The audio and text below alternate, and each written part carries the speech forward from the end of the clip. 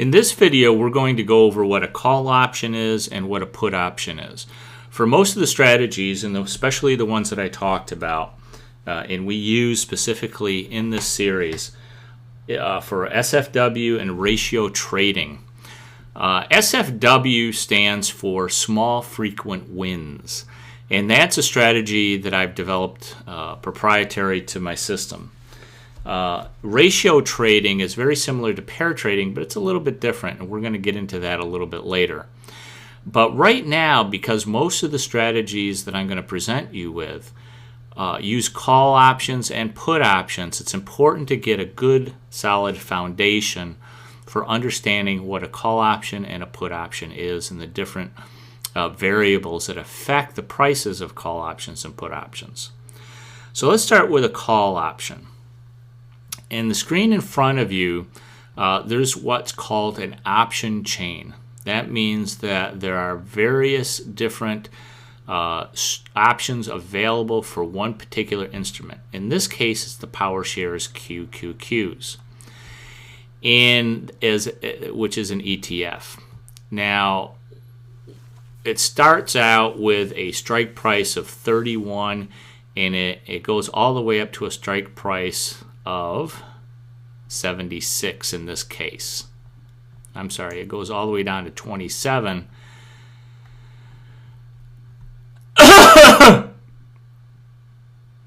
It starts with a strike price of 27 and it ends with a strike price of 76. Those are the only strike prices available for this particular ETF. On the left side, you have call options, and on the right side, you have put options. Now, a call option gives the owner the right, but not the obligation, to purchase a specific security at a set price during a set period of time. In other words, this particular option chain that we're looking at expires in 7 days. These are the December 2011 options, call options and put options. So a person who is interested in seeing the Qs go up would buy a call option. A person who is interested in playing from the short side of this market would buy a put option. So if they thought the Qs were going down, they would buy a put option. Now, the buyer of a option call wants the stock market to go up. The seller of a call wants the stock market to go down, or at least stay very near its current level. And there's specific reasons for that we'll go into very shortly.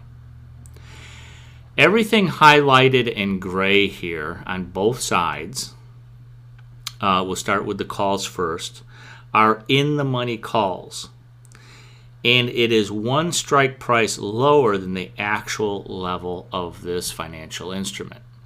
For example, if you see the line right here at 56, these are what are called at the money calls. It's very close to the current price of the financial instrument, in this case the ETF.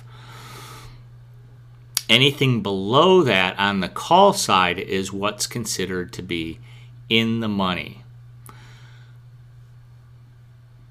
Anything above that strike price, above the current price of the ETF, is considered to be out of the money. It's at least one strike price higher than the actual level of the ETF. Now, the premium, these are the prices. This is the bid and the ask for this ETF options based on the strike price. And what you do is you pay a premium. Out of the money options also have a premium as well. But the premium of an in the money call, that means anything below the current strike price, has two components. It has a time value and an intrinsic value, or real value. The intrinsic value is determined by subtracting the strike price of the call from the actual level of the ETF or financial instrument. In this case, a 56 strike price, which is currently the current market price, $56.12 of the CTF, subtracted from 50 gives you a value of approximately $6.12. That's the strike price of 50 minus the current stock price of $56.12 gives you an intrinsic value or real value of $6.12. Now you can see that the 50 strike price call in this case is actually selling for more than $6.12. In that case, the remaining portion of the premium that you would pay for this call is called time value, and it represents the value investors place on the time remaining prior to the call's expiration date. So there's an additional value on top of its intrinsic value that gives it its price. An out-of-the-money call has no intrinsic value. In other words, there's no real value to these prices down here below, above the strike price. The 58, the 59, the 57, the 60 strike price calls. All of these calls with a price of 60 cents, 28 cents, 11 cents, 5 cents, and 2 cents have no intrinsic value. The entire premium is time value, reflecting the investor's opinion regarding the likelihood that the stock market will go up during the time the call has remaining before its expiration date. In this case, the expiration date is in 7 days. That means it has approximately 1 week left of trading potential. If you were to purchase a call at the 57 level for 60 cents, in order for you to break even on that trade, the market would have to rise, the Qs would have to rise to $57.60 in order for you to break even. If it rose to $57, exactly the same price as the strike, you would lose the entire 60 cents of time value that was present when you purchased this call. If you were to purchase this call, the December 11th 50 calls, and it rose to $57, you would have a profit of the premium would be $7 for this 50 call if the market rose to $57 at expiration, giving you a value of $7, making you a profit of approximately 72 cents. So which is better? Well, in most cases, when you're buying calls, you're better off if you believe the market will rise over the time period that you are holding the call to buy intrinsic value, more intrinsic value, and less time value. So in this case, buying the 50 calls would give you a profit of approximately 72 cents. If you purchased the 57 calls, you would lose 60 cents if the market rose to 57. Let's talk about put options. A put option gives the owner the right but not the obligation to sell a specific security at a set price during a set period of time. Exactly the same as a call, the only difference being that the owner of a put option is looking for the Qs to decline in price, and that's how they would make their money. In the same way that we purchased an in-the-money option for the Qs, the call option at the 50 strike price, we could see that if it rose just to 57, we would have a profit of 72 cents. If we purchased a put option at the 60 level and the Q's declined to 55, we would have a $1.04 profit, potentially, if we purchased the put at the 60 level.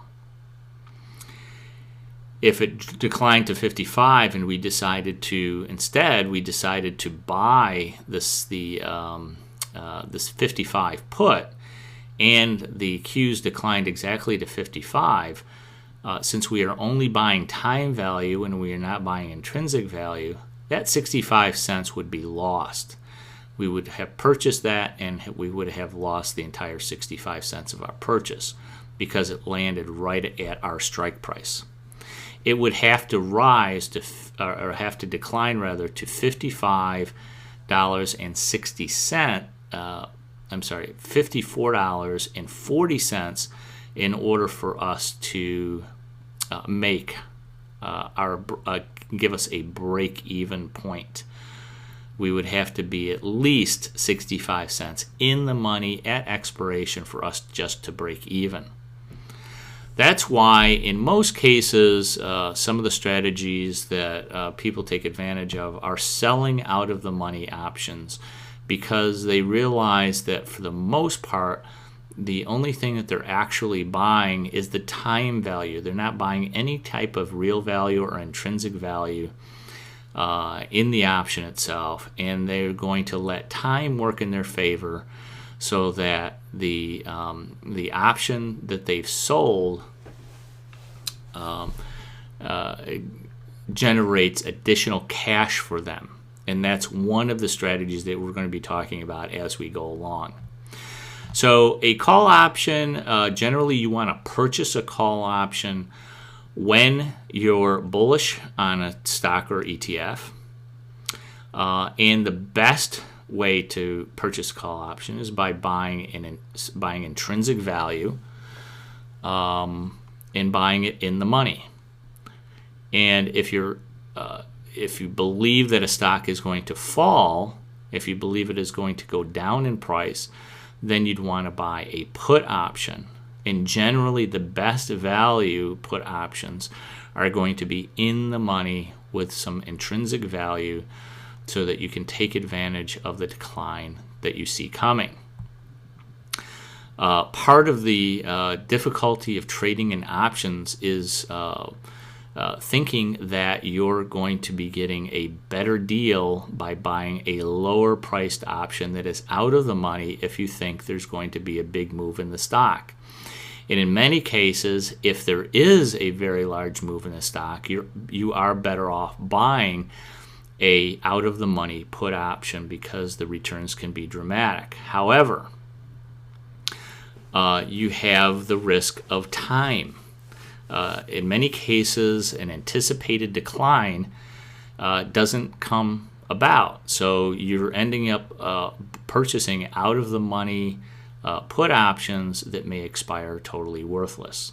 The same thing with a call option. If you purchase an out of the money call option, if you're looking for a big move up in the stock and that doesn't happen, generally your option will decline dramatically. So even though you have maybe a small investment in that option, you will see your options decline in price as we get closer to the expiration date.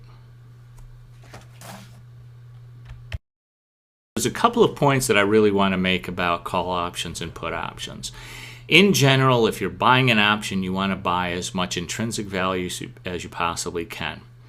If you're selling options, you want to buy as much time value, you sell as much time value rather as you possibly can. In the strategies that we're going to be using, for the most part, we're going to be selling time value.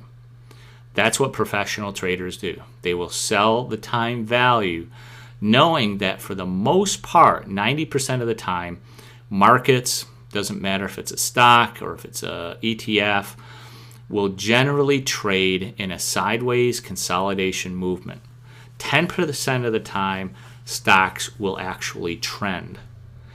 And so we want to play the odds. We want to play the 90% of the time in which stocks can just simply move sideways. Now, one of the biggest factors that we're going to be talking about whether or not we should when we should be selling options that are out of the money in order to generate income in our small frequent win, the SFW strategy, is by volatility. Now, we're going to be talking about the Greeks in a future video, but the most important Greek that we could focus on as we go through these strategies is volatility, is the Vega. Volatility and Vega are our friends. They can also be our enemies, but we're going to be using them in some unique ways in order to generate profits in the markets. In the small frequent win strategy, we're going to be looking to generate a consistent and reliable income from the markets. And we're going to be using Vega to determine when we should enter and exit our trades. Very important strategy, very important way to be looking at the markets. It's a more professional way to look at the markets. Most people trade on impulse, as I mentioned in the first video, and they trade on tips, and they also trade on rumors, and they trade on, and most importantly, they trade on the feeling that they have about the market at any one particular time. And that is exactly the wrong way to trade. You have to look at the numbers of your trades. You have to look at all of the factors that will affect your trade, and then use probabilities to determine whether or not you're going to be successful in any one particular trade. So these are options. If you have any questions about options whatsoever, we're going to be talking and using examples of options as we go through in the next video.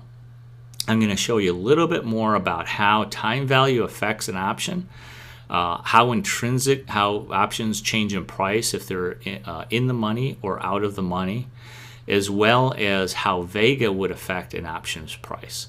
So this is a very basic introduction to options. Now, one thing that you need to remember is that when you purchase an option, when you buy an option, the most you can lose is the price of that option. So, for example, if you were to purchase just one of these December 11th 50 strike price calls, the most you would lose is the price that you paid for that option.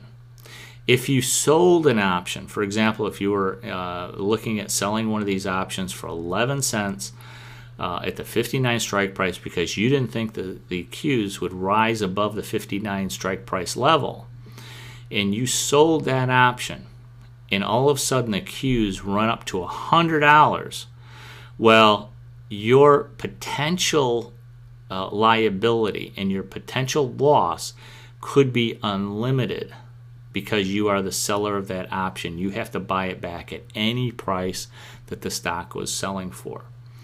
If you purchase the option, once it expires, once it goes below your strike price and there's no intrinsic value whatsoever in that option, your loss is limited and your liability is limited to the price that you paid. You have no further obligation. So it's very important to keep that in mind as we go forward, because remember, our number one rule is preservation of capital, and that's absolutely critical for us to be successful in the market. The second one is to wait for opportunities. We can't be jumping in and out of stocks and options on a regular basis, on a daily basis, and expect to make money. We have to wait for perfect setups. Okay, now in the next video, I'm going to give you examples of how options trade in real time and how they trade on a historical basis and how they change in price based on the variables that come into play with options, the biggest one being volatility, and we will go into that video in the very next sequence.